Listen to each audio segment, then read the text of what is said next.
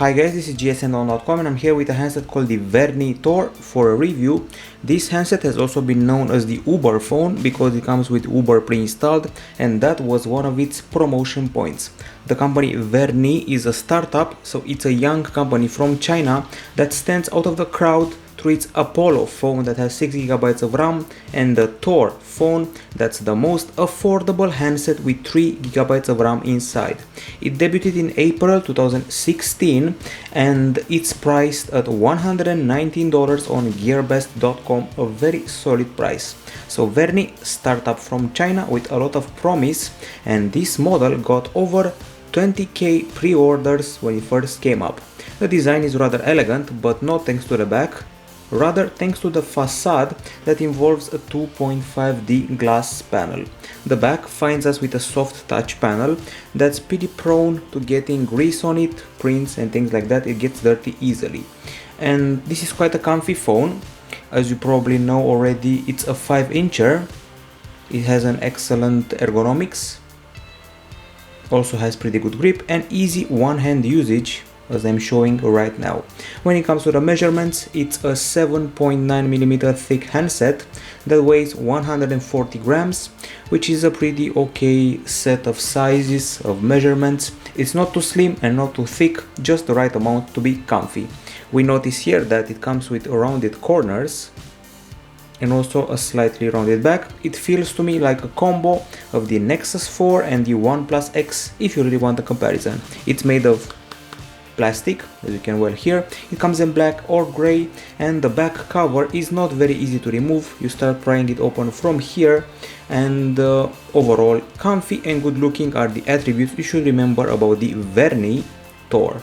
Now the display, this one is a 5-incher with a 720p resolution, and it relies on an IPS LCD LTPC panel with 5-point touch and in-cell touch technology, or better said on-cell touch technology, with Gorilla Glass 3 protection in the mix as well.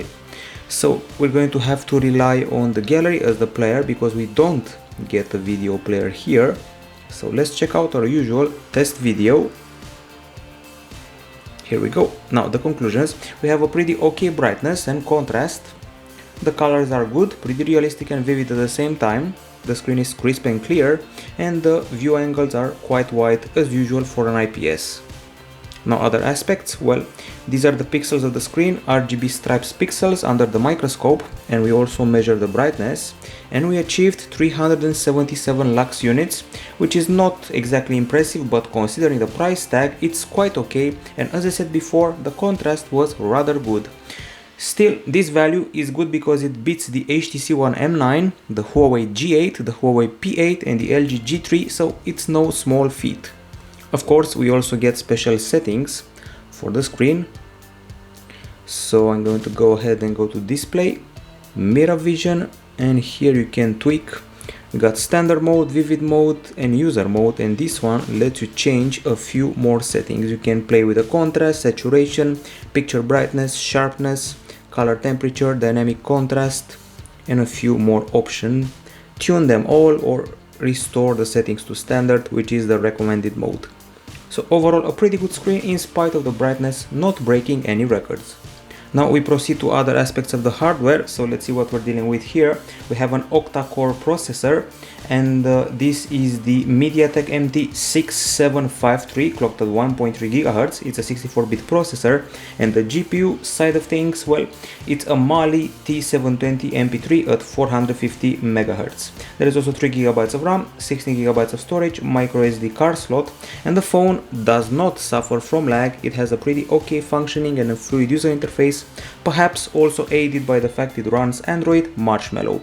Speaking of running things, we can run games easily. I played with about 2 or 3 of them and registered no lag and no problem whatsoever, so functioning and playing games is a blast. This is Riptide GP2, our usual benchmark game, and let's see how the Vernee Thor can handle it. Okay, we're racing to the finish line as usual. And here we go. The water is rendered pretty nicely. The speed sensation is well represented. And controls are pretty responsive. There's no texture or frame lost here, so the gaming in a nutshell checks out. Okay, so no lag, okay functioning, good performance, runs games okay. We also did a few benchmarks. I won't insist too much on them because you'll see them all in the full text review. So first things first, in quadrant, for example, we scored 21k points. We managed to beat the Asus Zenfone Zoom and the Sony Xperia Z3, which is not bad at all, while in Antutu 6, 37k points, 37,757, which means we even beat the Huawei Honor 5X and Huawei P8 Max, which is once again a good thing. In the 3D aspect of Antutu 6, we also managed to beat the Huawei G8. That's also performance. The shocking aspect about the benchmarks was that in Geekbench 3, in the multi-core test, this result was actually better than the one we registered with the iPhone 6 Plus. So great performance considering the price tag, but the temperature, well, after 15 minutes of gaming, we achieved 41.2 degrees Celsius, which is slight overheating on this handset after playing some games. Meanwhile, after performing a benchmark, GFX bench, we achieved 36.8 degrees Celsius, so no overheating here, so a mixed bag when it comes to the heat. Now, if you want to talk about acoustics, there are no headphones bundled with this phone, and the music player looks kind of old, reminds me of KitKat and older versions of players. Options here include sound effects, which are pretty much stock, and you get these 5 custom channels, bass boost, surround sound and preset reverb. But now let's actually listen to some tunes. Here we go.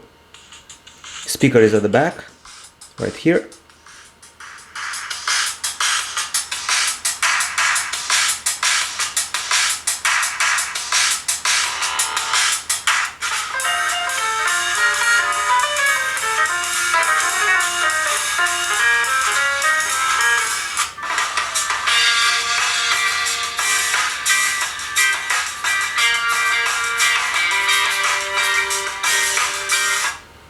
Okay, now some conclusions. Well, we're dealing here with speaker that's pretty loud and clear. It also offers a good piano sound, no distortion, a pretty okay bass, and there's a slight bit of muffling on a flat surface.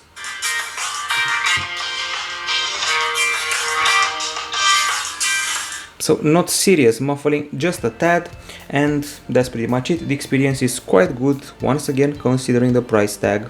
As usual, we did decibel meter test and achieved a very good 85 decibels at the back of the phone and 83.4 decibels at the front. Both are good values, but the biggest one actually beats the Galaxy Note 5, Galaxy S7 and Huawei P8, so I'd say we're doing very fine here. We also have extra options in the sound area. Sound enhancement like BES, audio enhance, loudness enhance, and surround, some of the options offered here. So getting past that, there's also FM radio in the mix and no headphones. Time to talk about the camera. So at the back, we got 13 megapixel shooter right here, slightly but only slightly protruding on the top side, LED flash, f2.2 aperture, BSI sensor, and at the front a 5 megapixel camera for the selfies. Now the camera start time, well, as you can see, it's quite fast, and you can go up to 4x in zoom. Let's use our usual test subject, here we go. So up to 4x in zoom, but it's quite slow to perform the zoom. The focus felt pretty fast, if you ask me, and also the exposure change was fast and quite good, but picture taking was a bit on the slow side. As you can see, it took quite a bit to take this shot. The interface is hugely minimalistic. We only have 2 capture modes. We got panorama mode and we also have normal mode, nothing more than that, which is quite shocking. Then we have these filters, and then we got HDR, flash options and gesture shot, and a few extra settings, the usual ones: anti-flicker, scene mode, white balance, face beauty, zero shutter delay, smile shot, picture size, continuous shot, ISO, and you can even use electronic image stabilization and turn the video quality up to full HD, but not more than that. I feel frustrated by the lack of camera modes, but once again, the price tag requires some sacrifices. And speaking of sacrifices, apparently the quality of the shots was not sacrificed, and I was shocked to see that the pictures are actually quite good looking. So we took the shots with the main camera on a sunny day of May. We registered good colors and some pretty great flower close-ups, which you'll see in full splendor on GSM Dome on the website in our full review. Very nice texture of these flowers, pretty good lighting. We didn't register blurry shots almost at all, and the HDR shots were rather washed out and a bit too white, too unrealistic. And a shocking aspect was the zoom test. So aside from these beautiful flowers, we saw this flag and started zooming in all the way to the max and still didn't register a big loss of quality, which is a nice thing. And then we proceeded further with more shots, excellent close-ups and excellent colors and textures. A bit of burn here because of the sun, and I was pretty underwhelmed by the selfies. I know it's an affordable phone, I know it's a pretty low resolution front camera, but still. Anyway, we then took some shots in the shade and a panorama that was very burnt and didn't have a pretty impressive resolution. It was 5488 over 560 pixels. And in landscape shots, surprisingly, we also have good details, just like I mentioned before with that flag. Just check out the clouds, the texture, the colors and the lighting. Shocking for a phone that costs $119. It's a nice surprise, even when you zoom in, analyze the colors and put it through a series of shots in various conditions. I would go as far as to place it on the level of the Huawei Honor 4X or even Huawei Honor 5X and Huawei P8 Lite without a problem. We also took some night shots out of curiosity, and sadly in low light conditions the phone didn't perform. So basically when you're not using the flash you won't be able to see much, but when you're using the flash the results are reasonably good. The colors look okay. This is one example, pretty good close-up. Some more examples. As you can see, one shot is almost invisible and one is decent. That's the one with the flash. And at night I noticed that the camera takes too long to take a shot. Now we're off to the video section. In the video we didn't shoot MP4, we shot in the 3GPP format in Full HD, 17 mega per second, 17 Mbps and 30 frames per second. So let's find the videos. And here we go, looking them up. This is the first one, so pretty good microphone, okay exposure change. Surprisingly, even the stabilization is quite good and the clarity is nice. Usually 3GPP filming is a bit disappointing, so that's why I was pretty impressed. Okay, let's find some other videos.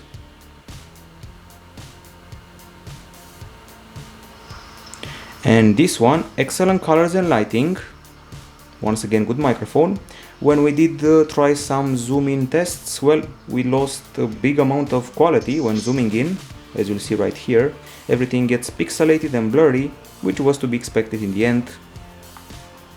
And it films quite nicely during the day. One more example here. A bit burnt, but not in an exaggerate way. And kudos to the microphone section. Of course, in low light conditions the camera was rather unimpressive, so you can forget about filming at night. So we have this sample here.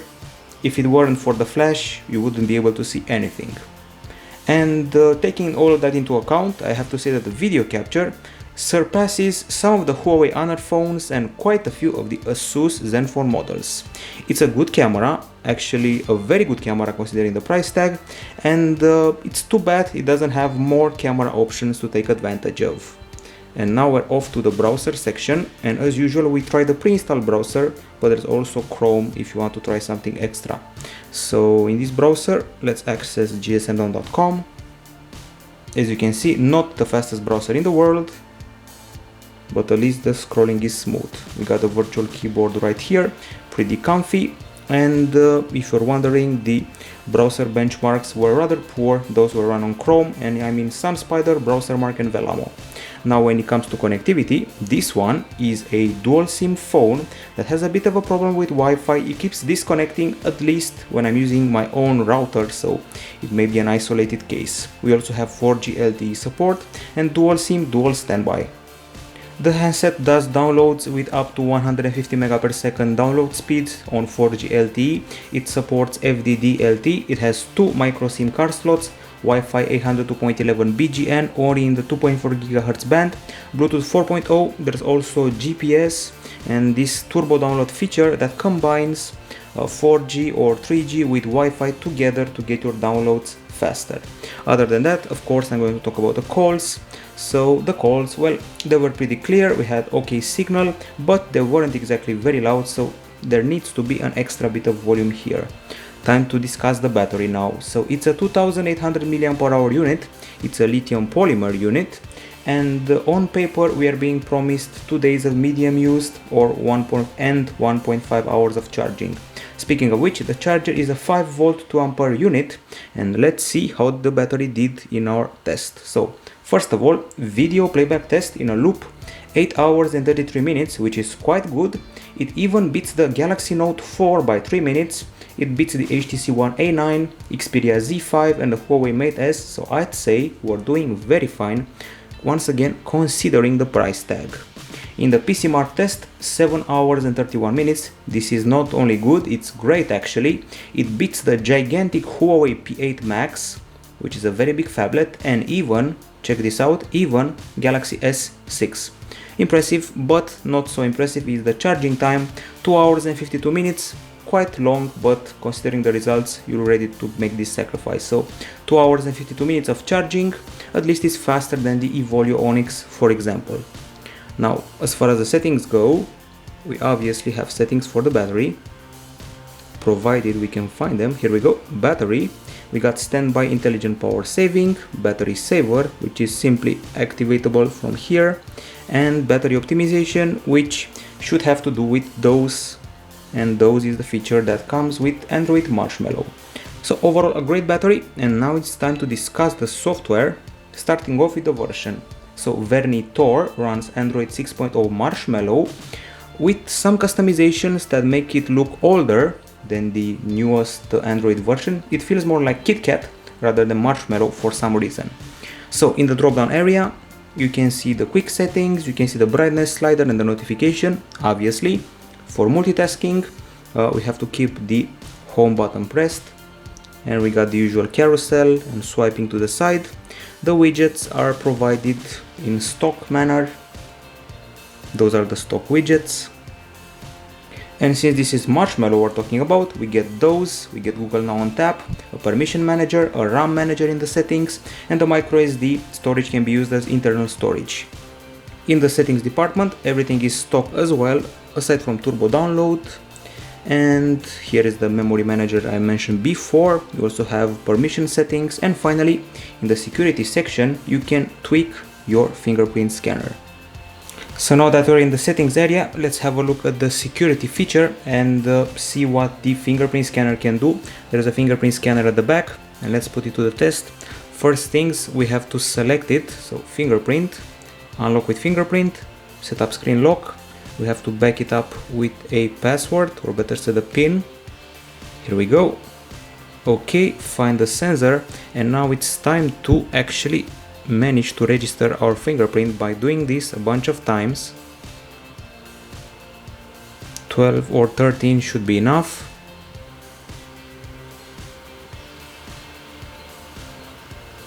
Each time I do it, it vibrates and it registers the map of my print. Okay, time to unlock the device using the fingerprint scanner. Okay, so it finally worked.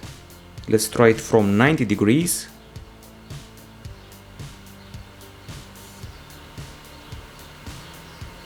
Doesn't seem to be working that perfectly, so I guess it's a good idea to actually use it from the same angle you registered it, and too many attempts, so we have to try again. And let's see what happens when we use the not recognized, and finally it recognized it. So it's a good idea to keep the same angle you used in the first place. If you want to experiment, well, don't. It's reasonably accurate, I would say, but not more than that. As far as the pre-installed apps go, we counted 30 of them. It's not exactly a bad scenario. We've seen phones with 70 apps, so that's okay.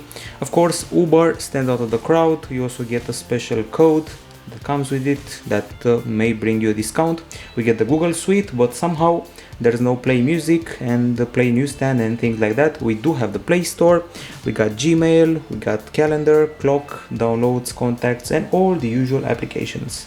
Okay, so that's it in a nutshell. This is the Vernee Thor. Vernee is a startup from China, and now it's time for the pros and cons. On the pro side, it's a good looking phone, especially in the facade area. It's comfy to hold, it has Android Marshmallow, which even some high-end phones don't have nowadays.